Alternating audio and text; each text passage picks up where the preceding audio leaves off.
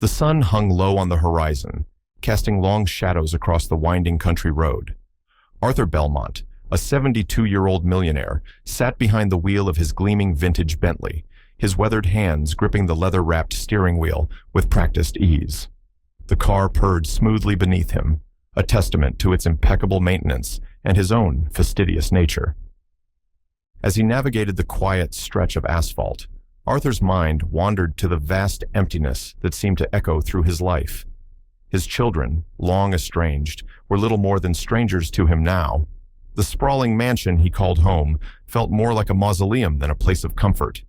He let out a bitter chuckle, the sound swallowed by the car's insulated interior. "All this money," he muttered to himself, "and what good has it done me?"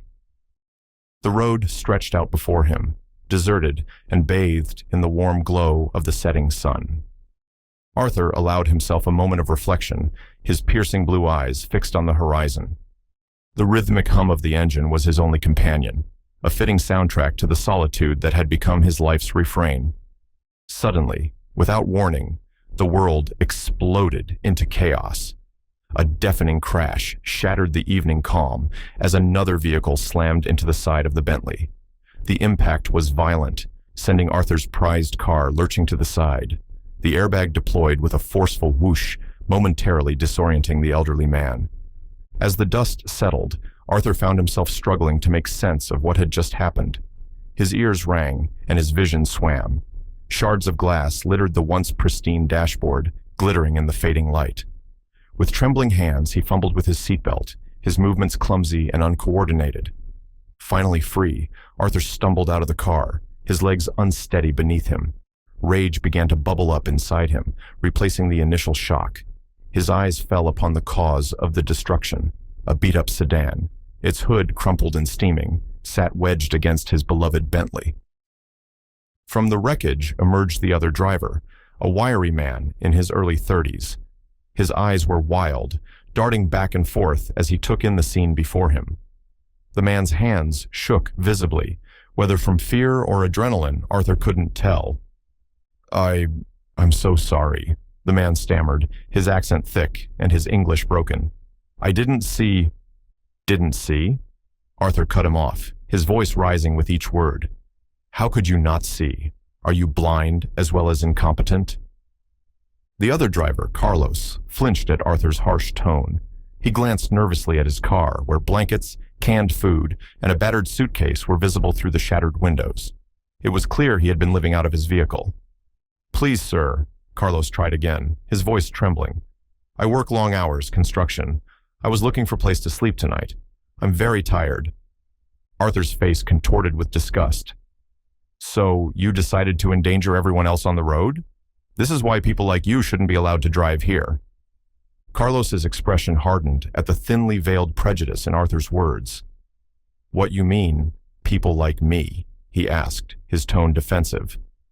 "I mean reckless, irresponsible individuals who have no regard for others or their property," Arthur spat back.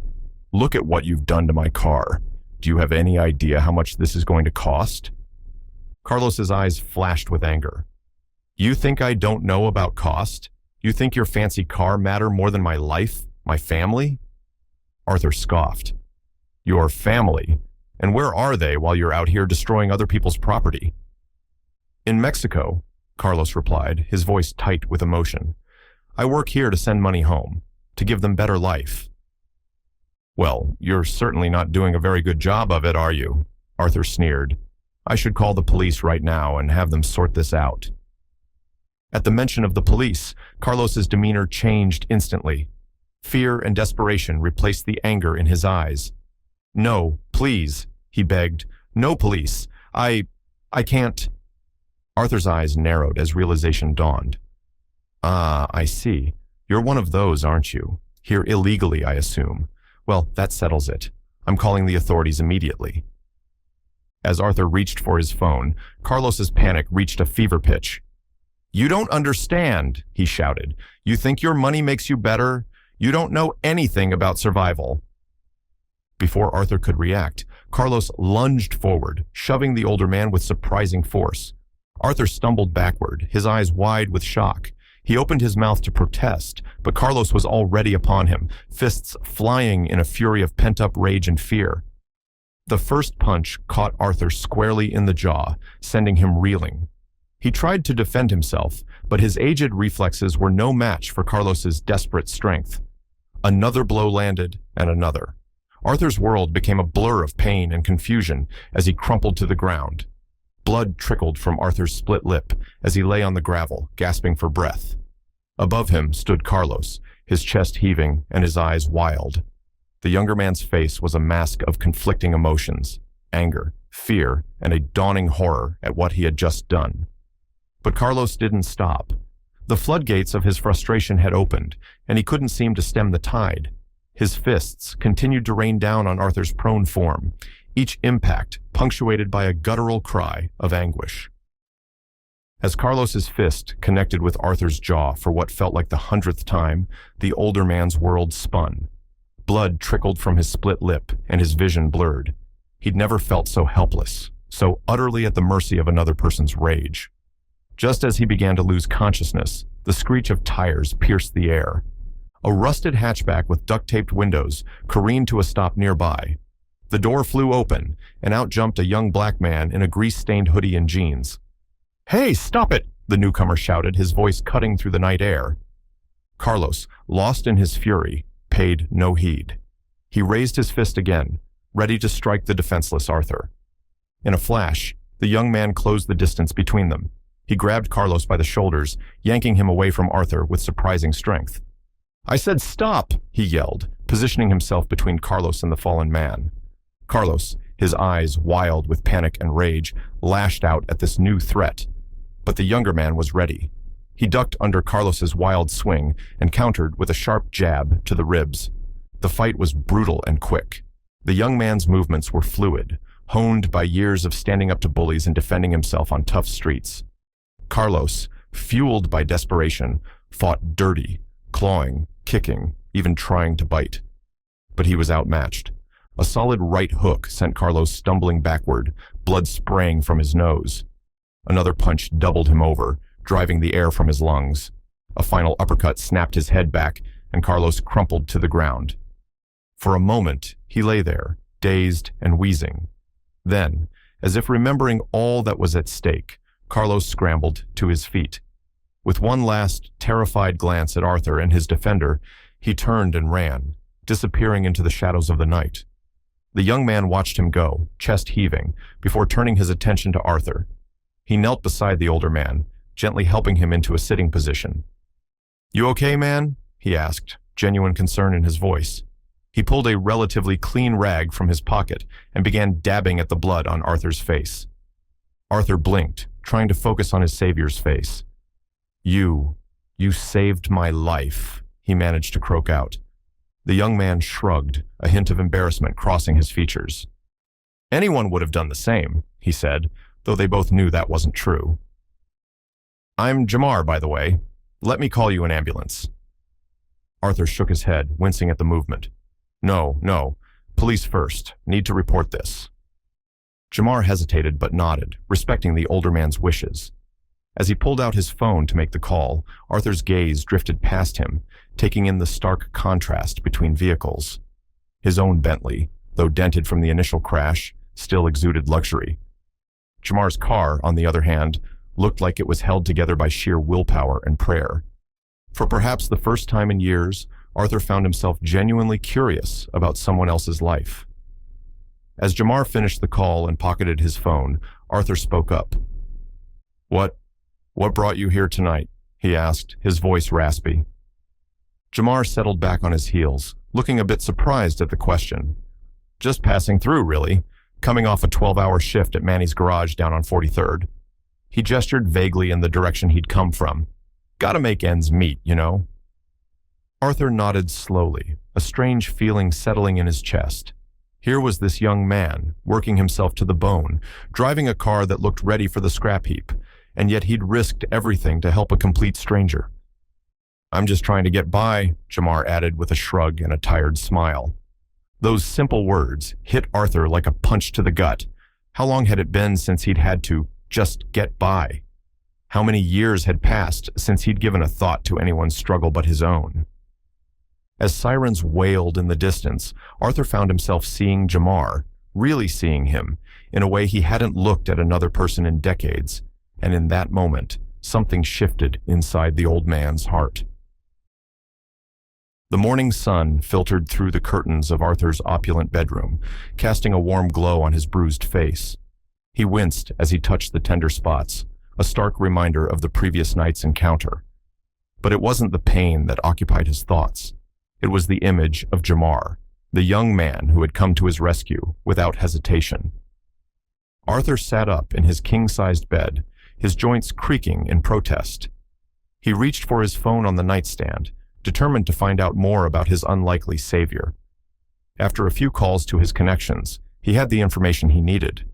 An hour later, Arthur's Bentley rolled to a stop in front of a rundown auto shop. The contrast between his polished vehicle and the grease-stained surroundings couldn't have been starker. He stepped out, his Italian leather shoes crunching on the gravelly parking lot.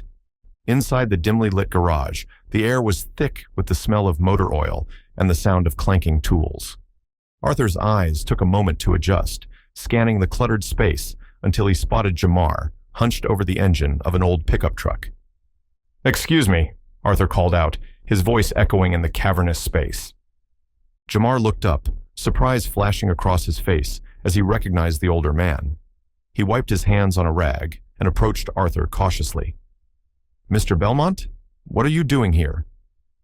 Arthur cleared his throat, suddenly feeling out of place in his tailored suit. "I wanted to thank you properly for your help last night, and I have a proposition for you." Jamar's eyebrows shot up. "A proposition?" "Yes," Arthur nodded, his voice gaining confidence. "I'd like to offer you a job at my company. The pay would be 3 times what you're making here, and I'd personally mentor you." Jamar's eyes narrowed, suspicion replacing surprise. "Why me? You don't even know me." Arthur's gaze softened, a rare occurrence for the usually stern businessman. "Because you didn't think twice to help me. Now let me help you." Jamar stood silent for a moment, his mind racing. Finally, he asked, "What's the catch?" "No catch," Arthur replied. "Just an opportunity. Take it or leave it." After a brief hesitation, Jamar nodded. "All right, I'm in." The following Monday, Jamar found himself standing in the lobby of Arthur's company, feeling like a fish out of water. The pristine marble floors and sleek modern furniture were a far cry from the grimy auto shop he was used to. As he made his way to Arthur's office, he could feel the stares of the other employees. Their designer suits and polished appearances made his off-the-rack clothes feel shabby in comparison. Arthur greeted him gruffly, immediately launching into a crash course on corporate culture. "First rule," he barked, "always be on time. Second, dress for the job you want, not the one you have." Jamar nodded, trying to absorb everything. The next few weeks were a whirlwind of new experiences. Arthur was a demanding mentor, often losing patience when Jamar didn't grasp concepts quickly enough. One afternoon, after a particularly frustrating session on financial reports, Jamar's frustration boiled over. "I'm trying my best here, Mr. Belmont, but this isn't exactly what I'm used to." Arthur's face softened unexpectedly. "I know, son. I wasn't always used to it either." He paused, then added, "Let me tell you about my first business deal. I was so nervous, I spilled coffee all over the contract." Jamar couldn't help but chuckle, and for the first time, he saw a glimmer of humanity in the old man's eyes. As the weeks turned into months, their relationship began to evolve. Jamar's quick thinking and eagerness to learn impressed Arthur, while Arthur's vast experience and occasional moments of vulnerability surprised Jamar. One evening, as they were wrapping up a late meeting, Arthur asked, "Tell me, Jamar, what are your dreams? What do you really want to do with your life?" Jamar hesitated, then spoke from his heart. "I want to make a difference in my neighborhood. Open a community center for kids, you know? Give them somewhere to learn skills, stay out of trouble. The kind of place I wish I had growing up." Arthur leaned back in his chair, a thoughtful expression on his face. "That's quite a dream," he said softly. Then, to Jamar's surprise, he added, "How can I help make it happen?" Jamar's eyes widened. "Are you serious?" Arthur nodded, a small smile playing on his lips. Deadly serious. I think it's time I invested in something more than just profits. Over the next few weeks, they worked together on a plan for the community center. Arthur donated a significant sum and leveraged his connections to secure additional funding and resources. As they stood together at the groundbreaking ceremony for the center, Jamar turned to Arthur. I never thought I'd say this, but thank you, Mr. Belmont, for everything. Arthur clasped Jamar's shoulder, his eyes misty. No, thank you, Jamar. You've reminded an old man what it means to have a purpose. Arthur sat in his study, staring at the phone on his desk. His hand hovered over it, trembling slightly. He'd rehearsed this conversation 100 times in his head, but now that the moment had come, he felt his resolve wavering. With a deep breath, he picked up the receiver and dialed his daughter's number. Hello? Came a cautious voice on the other end. Sarah, it's Dad. There was a long pause. Arthur could hear his daughter's breathing, could almost feel her tension through the line. What do you want? Sarah's voice was cold, guarded. Arthur swallowed hard. I want to apologize for everything. I've been a fool, Sarah. A damned fool. As Arthur poured out his heart, admitting his mistakes and the pain he'd caused, Sarah listened in stunned silence. Across town, in a small apartment, Jamar was having a very different conversation. You're kidding me, right? Jamar's coworker Mike laughed incredulously. You in charge of the Johnson account? Jamar grinned, leaning back in his chair. Believe it, man. Arthur thinks I'm ready. Mike shook his head, impressed. Damn, you've come a long way in a few months. That old man must really see something in you. Jamar's smile faded slightly. He's not just some old man, Mike. He's become a friend. Weeks passed, and the community center project progressed rapidly. Jamar threw himself into every aspect, from fundraising to construction planning. Arthur watched from afar, offering advice when asked, but largely letting Jamar take the lead. On the day of the center's grand opening, local news crews swarmed the site. Jamar, looking sharp in a new suit, worked the crowd like a natural.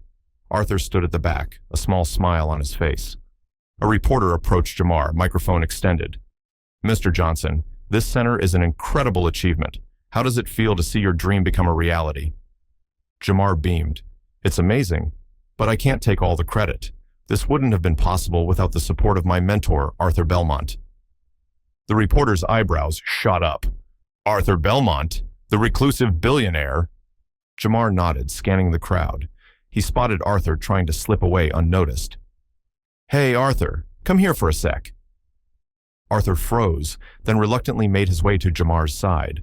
The reporter thrust her microphone towards him. Mr. Belmont, this is quite a surprise. What inspired you to get involved in this project? Arthur cleared his throat, uncomfortable in the spotlight.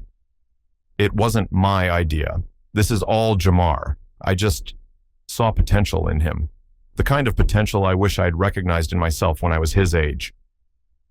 As the interview continued, Jamar noticed Arthur's discomfort.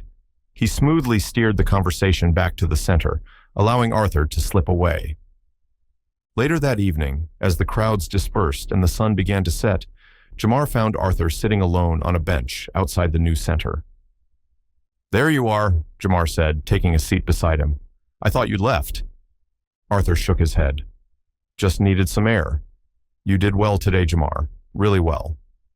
Jamar smiled. Couldn't have done it without you, old man. They sat in comfortable silence for a moment, watching the last of the volunteers leave. Then Arthur reached into his pocket and pulled out a set of keys. Here, he said, holding them out to Jamar. These are for you. Jamar took the keys, confusion etched on his face. What's this? Arthur gestured to a sleek, practical sedan parked nearby. That's your new car. Nothing flashy, but reliable. You'll need it for all the running around you'll be doing with this place. Jamar stared at the keys, then at Arthur. I can't accept this. It's too much. Arthur waved his hand dismissively. Nonsense. You've earned it. And more importantly, you need it. This center's going to keep you busy, and I won't have my protege taking the bus everywhere. Jamar's eyes welled up with tears. He opened his mouth to speak, but no words came out. Instead, he pulled Arthur into a tight hug. When they finally parted, both men's eyes were glistening. Arthur cleared his throat. "Go on, take her for a spin. I'm sure your mother would love to see it." Jamar nodded, still too choked up to speak. He stood, gave Arthur's shoulder a squeeze, and walked towards his new car. As Jamar drove away, Arthur remained on the bench, lost in thought. The past few months had been a whirlwind, transforming his life in ways he never could have imagined. He thought about Sarah, about the tentative steps they were taking to rebuild their relationship. He thought about his son, who had agreed to meet for coffee next week. And he thought about Jamar, the young man who had unknowingly given him a second chance at life. For the first time in years, Arthur felt a sense of peace wash over him. He knew he had a long way to go, many wrongs still to right. But for the first time in decades, he felt hopeful about the future. As the sun dipped below the horizon, Arthur stood up, his joints creaking in protest. He took one last look at the community center, a physical manifestation of change and growth. Then he turned and walked slowly towards his car, ready to face whatever challenges tomorrow might bring.